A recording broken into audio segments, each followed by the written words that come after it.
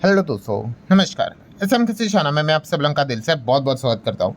Yes दोस्तों, इस video में हम लोग बहुत सारी चीज़ों को कवर यहाँ पे करने वाले हैं। फिलहाल अगर देखा गया जिस प्रकार से आज के दिन बाजार हम लोग को गिरते हुए देखने को मिला, उसी के ऊपर ज़्यादा फोकस रहा। बट चलिए, बहुत सारी चीज़ों को यहाँ पे स्टेप बाय स्टेप कवर करेंगे। पहले तो एक बार वापस अमेरिकन मार्केट के दर्शन कर ही लेते हैं।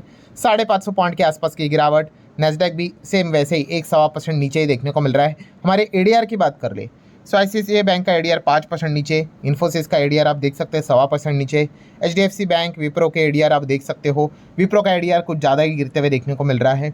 डॉक्टर रेड्डीज की अगर बात कर ले तो चलो इतना कुछ ज़्यादा बड़ी गिरावट तो नहीं, बट लाल रंग में ही सारे कारोबार करते हुए देखने को मिल रहे हैं। आज के दिन की अगर बात कर ले, पूरी मार्केट की अगर बात कर ले, डिसेंट कंपनीज में अगर कोई एक कंपनी हरे रंग में यहाँ पे चल रही थी, वो थी दीपक नाइट्रेट। इतने खराब माहौल में दीपक नाइट्रेट जैसी कंपनी 6% कैसे भाग सकती है? तो ऐसे ही थोड़ी ना भागेगी, कोई तो रीज़न होगा। तो रीज़न ये दोस्तों कि कंपनी अपना second hydrogenation plant Gujarat state में हम लोग को स्टार्ट करते हुए देखने को यहाँ पे मिल रही है। आर मतलब इनकी सब्सिडरी। सो इसी चीज़ के चलते, बिजनेस रिलेटेड अपडेट के चलते, ये एक अच्छा हम लोग को तेज़ी दीपक नाइट्रेट में देखने को यहाँ पे मिले। अगर ये खबर नहीं होती, ऑफिशियल खबर नहीं होती, तो दीपक नाइट्रेट भी आज के दिन जैसे बाकी लोगों की पिटाई हुई है वैसे ही पिटाई होते हुए देखने को मिल जाता था। नेक्स्ट अगर बात करेंगे एल&टी इन्फोटेक माइंट्री, सेम वही कहानी। आईटी सेक्टर में तो गिरावट है, और खास करके आपको बताई है कि बहुत सारे आईटी कंपनीज के नंबर्स गिरते हुए देखने को मिले। उसके पीछे का रीज़न वही लेबर कोड चार्जेस के चलते ये गिरावट देखने को मिले। 12% तक का प्रॉफिट गिर गया, और स्टॉक भी 7% के आसपास हम लोग को गिरते हुए देखने को यहाँ पे मिला था। नेक्स्ट बात करेंगे ईयू स्मॉल फाइनेंस बैंक। सो ईयू स्मॉल फाइनेंस बैंक की अगर हम लोग यहाँ पे बात करेंगे तो कंपनी ने कितने का नेट प्रॉफिट दिखाया है? 668 करोड़ का, जो कि है 26% के हिसाब से 26% नेट प्रॉफिट हम लोग को बढ़ते हुए देखने को यहाँ पे मिल चुका है। उसी के साथ साथ गुजरात गैस की अगर हम लोग यहाँ पे बात कर ले तो गुजरात गैस आप यहाँ पे देख सकते हैं दोस्तों, नेट प्रॉफिट लगभग 2.65 बिलियन रुपीज़ के हिसाब से देखने को मिला। बट क्वार्टर ऑन क्वार्टर हम लोग को 5.69% की गिरावट हम लोग को देखने को यहाँ पे मिल चुकी है। देन इंडिया मार्ट की अगर बात कर ले, ये भी एक रिटेल स्पेस में ही काम करने वाली कंपनी है, बट ये B2B में काम करता है, business to business. So India Mart की बात कर ले, 188 करोड़ का प्रॉफिट दिखा है, जहाँ पे 55% की जंप हम लोग को इंडिया मार्ट में देखने को यहाँ पे मिल रहा है। नेक्स्ट अगर हम लोग यहाँ पे बात करेंगे दोस्तों, तो आईटीसी होटल हाल ही में आपको बताइए आईटीसी से अलग से डीमर्ज होकर लिस्ट यहाँ पे हुआ था। और आईटीसी होटल की अगर बात कर ले तो आप चेक कर सकते हैं, कंपनी का टॉप लाइन रेवेन्यू 1231 करोड़ का देखने को मिल रहा है। वहीं पे जो पैट रहता है, net profit after tax, 237 crore तक हम लोग को जाते हुए देखने को यहाँ पे मिल रहा है। सो आईटीसी होटल के ऊपर भी अगर देखा गया तो आज के दिन काफ़ी लोगों का फोकस था। ये कुछ डिसेंट कंपनी देखने को मिल जाते हैं। देन आईटी स्पेस की एक और बड़ी दिग्गज कंपनी परसिस्टेंट सिस्टम। सो परसिस्टेंट सिस्टम की बात कर ले, पहले तो 22 रुपये का डिविडेंड डिक्लेयर किया उन्होंने, तो चलिए ये एक पॉइंट आप नोट कर सकते हो। What about profit after tax? 18% की ग्रोथ हम लोग को देखने का, मतलब जंप देखने को यहाँ पे मिल रही है। ईयर ऑन ईयर बेसिस कितना है इस वक्त का पैट? 439 करोड़। सो परसिस्टेंट सिस्टम आप सब लोगों को पता है काफ़ी डिसेंट कंपनी, आईटी स्पेस में काफ़ी इनका बड़ा नाम हम लोग को देखने को मिल जाता है। देन अगर हम लोग यहाँ पे बात करेंगे टीटीएमएल, सो टीटीएमएल आपको पता ही है टाटा ग्रुप का, इसको पेनी स्टॉक भी यहाँ पे कहा जाता है। टीटीएमएल देखा गया तो कोविड में काफ़ी पॉपुलर होता है। रीज़न बस एक ही था भाई, बहुत ही छोटे सा प्राइस की कंपनी एकदम रॉकेट बन गई। तो आपको पता ही है फोमो के चलते खरीदने वाले बहुत रहते हैं, फिर ऊपर से नीचे आ गया। क्यों? क्योंकि तेज़ी इंपॉर्टेंट नहीं होती, तेज़ी टिकना इंपॉर्टेंट होती है। और तेज़ी क्यों नहीं टिक पाई? क्योंकि कंपनी के बिजनेस में फंडामेंटल्स में कोई दम ही नहीं था। सो अगेन कंपनी ने आज के दिन क्वार्टर के नंबर्स यहाँ पे दिखाए, कोई बड़ी बात नहीं, कोई अलग बात नहीं है। टॉप लाइन की अगर बात कर ले तो वहीं पे हम लोग को गिरावट देखने को यहाँ पे मिल रही है, ईयरली देखा गया तो, एंड क्वार्टरली थोड़ा सा हल्का सा जंप देखने को मिल रहा है। बट इसमें कोई बड़ी बात नहीं, आगे जाके सारी चीज़ें हम लोग को माइनस में ही देखने को मिल जाती है, कंपनी घाटे में ही रहती है। क्यों? क्योंकि कंपनी कमाती इतना सा है, बट कंपनी का जो लोन है उसके ऊपर जो ब्याज है, इसी के ऊपर सबसे ज़्यादा खर्चा हम लोग को देखने को मिल जाता है। और उसी का नतीजा रहता है दोस्तों, कंपनी कई समय से, कई सालों से माइनस में ही डील कर रही है। हाँ, आप सेलिब्रेशन करने के लिए ये बोल सकते हो कि पहले जो लॉस देखने को मिलता था वो लॉस कम हो गया है, तो ठीक है भाई। बट लार्ज पिक्चर अगर हम देखेंगे, टीटीएमएल जैसी कंपनी, ठीक है, कम बैक करने के लिए भाई इनको अपने कर्जे का कुछ तो करना पड़ेगा, वरना इनका यही प्रॉब्लम है। ऑपरेटिंग प्रॉफिट तक भाई ये बहुत अच्छा करती है। देखो, कंपनी कामकाजी मुनाफा कमाता है, मतलब बेसिक लेवल का अर्निंग करता है, बट फ़ायदा क्या? इंटरेस्ट ही इनका 400-300 करोड़ में चला जाता है, लोन से रिलेटेड चीज़ें। तो फिर सारी चीज़ें फिर बाद में क्या होती है, माइनस में ही यहाँ पे चली जाती है। एनीवेज, एफआईएसडीएस की बात कर ले, आज के दिन मार्केट गिरा था तो हर किसी का फोकस था एफआईएस ने कितना माल ठोका होगा। तो आप देख सकते हो दोस्तों, एफआईएस ने बेचा तो है 3000 करोड़ के आसपास बेचा है, 2938, जो कि एक बहुत अच्छा रहता है। बट फिर भी जिस प्रकार से बाजार गिरा है, एक्सपेक्टेशन था कि एफआईएस ने तो आज एकदम दिल खोल के बेचा होगा। वैसे तो बेचते ही रहते हैं, कौन सी बड़ी बात है। सो हम कह सकते हैं एफआईएस ने माल तो जरूर यहाँ पे बेचा है, बट जिस हिसाब से बाजार गिरा है तो एफआईएस से ज़्यादा बाकी जो प्लेयर्स है उन्होंने पैनिक में आके अपना माल बेचा है, ये हम लोग ज़रूर यहाँ पे कह सकते हैं। बट फिर भी एफआईएस की जो बिकवाली है भाई वो रुक नहीं रहे, और क्यों नहीं रुकेगी, क्योंकि रुपी भी हमारा बहुत बड़े लेवल पे डैमेज यहाँ पे हो चुका है। ठीक है, काफ़ी लोगों ने कमेंट सेक्शन में ये भी बात लिखी थी, सर हमारा रुपी भी गिरा है, ये भी रीज़न है। नो डाउट ये भी रीज़न है, बट सबसे मेन क्रक्स एकदम बोलते हैं ना, फसाद की जड़ क्या है भाई, वो डोनाल्ड ट्रंप ही है। इतना अनसर्टेनिटी उसने क्रिएट करके रखा हुआ है, मतलब क्या ही बोले। नो ट्रेड डील, तो इस चीज़ के चलते भाई एक्सपोर्ट खराब होंगे, एक्सपोर्ट खराब होंगे तो और रुपये की वैल्यू घट जाएगी। यही उसके पीछे मतलब फसाद की जड़ इनडायरेक्टली चीज़ें कहाँ पे पिन पॉइंट होती है, ट्रंप के ऊपर। सो अब देख सकते हैं रुपी तो 91 पे आ गया। अब तो जिस प्रकार से गिर रहा है भाई 92, 94, 95 यहाँ पे लग रहा है, उसी के हिसाब से जर्नी हम लोग को देखने को मिलेगी। एंड रुपी का इस प्रकार से पतन होना, डिप्रिसिएशन होना, एफआईएस को क्या करेगा, और ज़्यादा एग्जिट करने पे मजबूर करेगा। बाकी कमोडिटीज़ की बात कर ले तो क्रूड देख सकते हैं यहाँ पे अगेन $65 के करीब ब्रेंट जाते हुए देखने को मिल रहा है।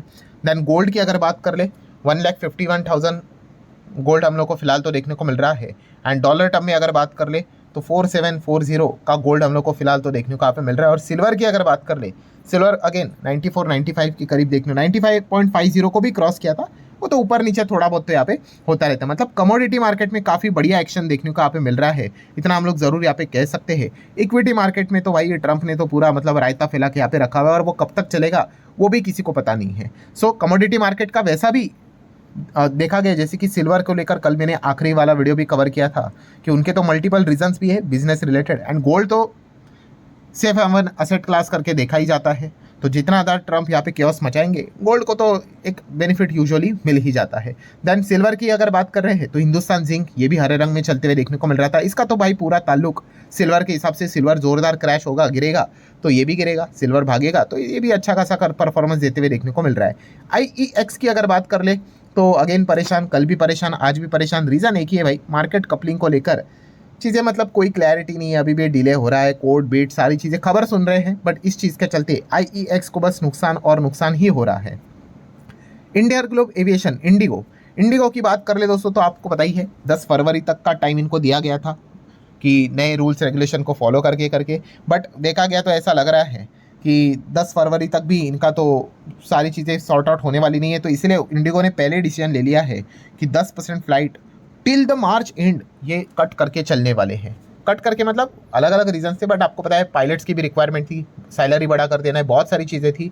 सो ये करने के लिए उनको और टाइम लगेगा। सो मार्च तक इंडिगो के फ्लाइट्स हम लोग को 10% कम उड़ते हुए देखने को मिलेंगे। तो डायरेक्ट ये एक नेगेटिव खबर है बिजनेस के हिसाब से, कंपनी कोई ख़त्म नहीं हो जाएगी इस चीज़ के चलते, बट कितना बड़ा डैमेज है भाई कि आप खुद ही बता रहे हो कि आपके पास अगर 100 फ्लाइट्स है तो उसमें से 10 फ्लाइट तो भाई ज़मीन पे ही रहेगी, उड़ेगी ही नहीं, क्योंकि रूल्स रेगुलेशन कंप्लाई करने के लिए मार्च आ ही जाएगा। अभी मार्च के बाद भी क्या होगा वो भी देखने वाली बात है। सो इस चीज़ के चलते क्या होगा, ऑटोमेटिकली आपका टॉप लाइन रेवेन्यू खराब आना ही आना है। तो यही पॉइंट हम लोग को देखने को यहाँ पे मिल रहा है। अच्छा, बिटकॉइन की बात कर रहे हैं $90,000 के आसपास, इथेरियम की बात करें 3,000 के आसपास, डॉलर इंडेक्स की बात कर रहे दोस्तों तो मतलब डॉलर की हालत आप देख सकते हो खराब होते हुए देखने को मिल रहा है, ट्रस्ट लूज होते हुए देखने को यहाँ पे मिल रहा है। काफ़ी सिग्निफिकेंट डॉलर इंडेक्स में गिरावट हम लोग को देखने को यहाँ पे मिल रही है।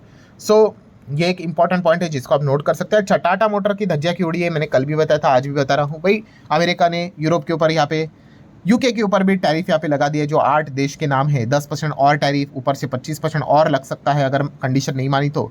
सो JLR के प्लांट्स बिल्ड सब यूके में ही देखने को मिल जाते हैं, वो गाड़ी बनाकर US भेजेंगे तो और महंगी हो जाएगी, तो और इनके सेल्स खराब होने के चांसेस रहेंगे। मदरसन, एमसुमी वायरिंग की बात करें, इनकी भी हालत इसी चीज़ के चलते खराब होते हुए देखने को मिल चुकी है। देन अगर बात कर रहे दोस्तों तो सुप्रीम कोर्ट, यस, ट्रंप की अगर बात कर रहे तो सुप्रीम कोर्ट को लेकर क्या फैसला हम लोग को देखने को मिल रहा है। तो दोस्तों अगेन वही चीज़ यहाँ पे हो रही है, मतलब क्या ही बोले, तो US सुप्रीम कोर्ट डेफर मतलब आगे ढकेल दिया है रूलिंग ऑन ट्रंप टैरिफ। सो यही चीज़ें चल रही दोस्तों अल्टीमेटली, मतलब जो बोलते हैं ना तारीख पे तारीख, बस वही चीज़ें हम लोगों को देखने को यहाँ पे मिल रही है। हर कोई इंतज़ार कर रहा है कि सुप्रीम कोर्ट यहाँ पे टैरिफ को लेकर कोई तो फैसला यहाँ पे सुनाएगा, बट कुछ नहीं दोस्तों। जो चीज़ हम लोग इसके पहले देख रहे थे फ्राइडे से 14 जनवरी से 20 जनवरी, और 20 जनवरी की भी अगर हम लोग यहाँ पे बात कर ले तो कुछ नई बात नहीं है दोस्तों।